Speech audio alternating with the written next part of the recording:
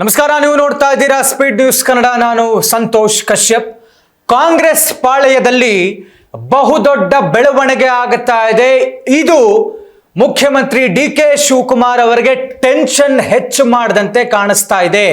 ಡಿ.ಕೆ. ಶಿವಕುಮಾರ್ ಅವರು ಸಿಎಂ ಆಗಿದ್ದಾರೆ. ಸಿಎಂ ಆಗಿರುವಂತಹ ಡಿ.ಕೆ. ಶಿವಕುಮಾರ್ ಅವರಿಗೆ ಕಾಂಗ್ರೆಸ್ ಪಾಳೆಯದಲ್ಲಿ ಆಗ್ತಾ ಇರುವಂತಹ ಬೆಳವಣಿಗೆ ಸಿಕ್ಕಾಪಟ್ಟೆ ತಲೆನೋವನ್ನ ತಂದಿಟ್ಟಿರುವಂಥದ್ದು, ಟೆನ್ಷನ್ ಹೆಚ್ಚು ಮಾಡಿರುವಂಥದ್ದು. ಡಿ.ಕೆ. ಶಿವಕುಮಾರ್ ಅವರು ಈ ಒಂದು ಸಂದರ್ಭವನ್ನ ಹೇಗೆ ಎದುರಿಸ್ತಾರೆ, ಇದನ್ನ ಹೇಗೆ ನಿಭಾಯಿಸ್ತಾರೆ ಸಿಎಂ ಡಿ.ಕೆ. ಶಿವಕುಮಾರ್ ಅವರು?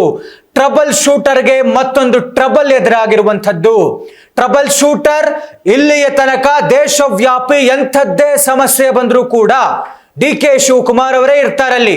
ಕಾಲ್ ಡಿ.ಕೆ. ಅಂತ ಕಾಂಗ್ರೆಸ್ನ ಹೈಕಮಾಂಡ್ ಹೇಳುತ್ತೆ. ಅದೇ ತರ ಈಗ ಎದುರಾಗಿರುವಂತಹ ಒಂದು ಕ್ಲಿಷ್ಟಕರವಾದಂತಹ ಸಂದರ್ಭವನ್ನ ಡಿ.ಕೆ. ಶಿವಕುಮಾರ್ ಯಾವ ರೀತಿ ಎದುರಿಸ್ತಾರೆ ಅನ್ನುವಂತಹ ಕೌತುಕತೆ, ಕುತೂಹಲ. ಸಿಎಂ ಡಿ.ಕೆ. ಶಿವಕುಮಾರ್ ಅವರಿಗೆ ಸಿಕ್ಕಾಪಟ್ಟೆ ಟೆನ್ಷನ್ ಆಗ್ತಾ ಇರುವಂತದ್ದು.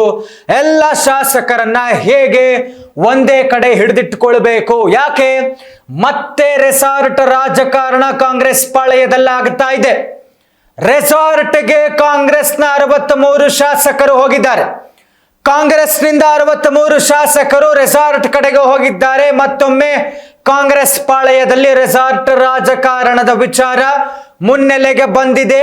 ಇದು 63 ಕಾಂಗ್ರೆಸ್ ಶಾಸಕರು ರೆಸಾರ್ಟ್ ಸೇರಿರುವಂಥದ್ದು ಡಿ.ಕೆ. ಶಿವಕುಮಾರ್ ಅವರಿಗೆ ಬಹುದೊಡ್ಡ ಚಿಂತೆ ಆಗಿದೆ. ಡಿ.ಕೆ. ಶಿವಕುಮಾರ್ ಅವರಿಗೆ ಮತ್ತೊಂದು ಜವಾಬ್ದಾರಿ, ಇದನ್ನ ನಿಭಾಯಿಸಿಕೊಂಡು ಹೋಗಬೇಕು.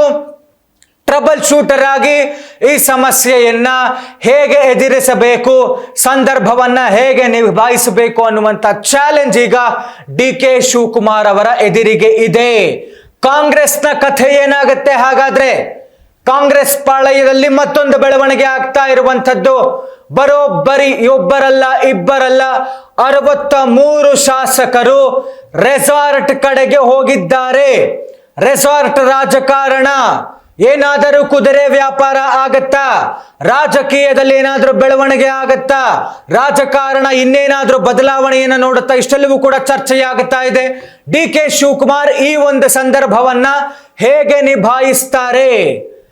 ನಾನು ಯಾಕೆ ಹೇಳ್ತಾ ಇದ್ದೀನಿ ಅಂತ ಹೇಳಿದ್ರೆ, ಮಧ್ಯಪ್ರದೇಶದ ಕಾಂಗ್ರೆಸ್ ಪಾಳೆಯದ ವಿಚಾರವನ್ನು ನಾನು ಮಾತನಾಡ್ತಾ ಇದ್ದೇನೆ. ಮಧ್ಯಪ್ರದೇಶದಲ್ಲಿ ಕಾಂಗ್ರೆಸ್ನಲ್ಲಿ ಆಗಿರುವಂತಹ ಬೆಳವಣಿಗೆ ಇದು. ಅಲ್ಲಿ ರಾಜ್ಯಸಭಾ ಚುನಾವಣೆ ನಡೆಯಲಿಕ್ಕಿದೆ. ಹೀಗಾಗಿ ಅವರ ಅಭ್ಯರ್ಥಿ, ಅಂದರೆ ಕಾಂಗ್ರೆಸ್ನ ಅಭ್ಯರ್ಥಿ ಗೆಲ್ಲುವುದು ಬಹುತೇಕ, ಅಂದರೆ ಅವರು ಸೋಲುತ್ತಾರೆ, ಗೆಲ್ಲಲ್ಲ ಅನ್ನುವಂಥದ್ದು ಬಹುತೇಕ ಕನ್ಫರ್ಮ್ ಆದಂತೆ ಕಾಣಿಸ್ತಾ ಇದೆ. ಕಾಂಗ್ರೆಸ್ ಅಭ್ಯರ್ಥಿಯ ಸೋಲು ಖಚಿತ ಅಂತ ಗೊತ್ತಾಗಿರುವಂತಹ ಕಾರಣಕ್ಕೆ ಅವರದ್ದೇ ಶಾಸಕರು ಅಡ್ಡ ಮತದಾನ ಮಾಡಬಹುದು ಅನ್ನುವಂಥ ಸಂಶಯ ಬಂದಿರುವಂತಹ ಕಾರಣಕ್ಕೆ ಈಗ ಕಾಂಗ್ರೆಸ್ ಪಾಳೆಯದಲ್ಲಾಗಿರುವಂತಹ ಬೆಳವಣಿಗೆ, ಮಧ್ಯಪ್ರದೇಶದ 63 ಶಾಸಕರು ಈಗ ಬೆಂಗಳೂರಿನ ರೆಸಾರ್ಟ್ಗೆ ಬರ್ತಾ ಇದ್ದಾರೆ. ಈ ಹಿಂದೆಯೂ ಕೂಡ ಬೆಂಗಳೂರಿನ ರೆಸಾರ್ಟ್ಗೆ ಬೇರೆ ಬೇರೆ ರಾಜ್ಯದ ಶಾಸಕರು ಬಂದು ಉಳಿದುಕೊಳ್ಳುವಂಥದ್ದು, ಅವರನ್ನ ಕಾಪಾಡಿಕೊಳ್ಳುವಂಥದ್ದು, ಅವರ ರಕ್ಷಣೆ ಮಾಡುವಂಥ ಜವಾಬ್ದಾರಿಯನ್ನ ಈಗಿನ ಸಿಎಂ ಡಿ.ಕೆ. ಶಿವಕುಮಾರ್ ಅವರು ವಹಿಸಿಕೊಂಡಿದ್ದು ಎಲ್ಲ ಸಂದರ್ಭಗಳು, ಉದಾಹರಣೆಗಳಿದ್ದಾವೆ.